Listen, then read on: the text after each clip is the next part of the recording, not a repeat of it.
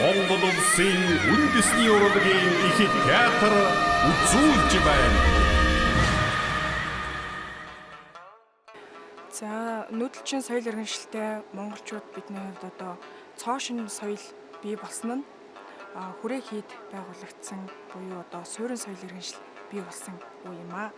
За одоо энэ үед зохиогдсон дуунуудыг одоо бид бүхэн хүрээ дуу буюу ардын намбут дуу гэж нэрлэдэг байгаа юм. За хүрээнд одоо монголчуудаас гадна гадаадууд, хятадууд маш их байсан учраас одоо ардын намбут дуунд гадаад үг буюу одоо хуваар, дэнлүү гэх мэтчлэн өгнөд түгээмэл орсон байдаг. Тэгээ мөн хүрээ хаалгатай дэлгүүр, ямжуур тамхи, амттай алим зэрэг дуунууд одоо зохиогдсон байдаг. За хүрээ дууны ардын намбут дууны онцлог гэх юм бол маш тийм уран ганган чамин тэгээд нуглаа хуглаа ихтэй маш тийм намбулж ямбулж дуулдаг ийм дуунууд байдаг байгаа.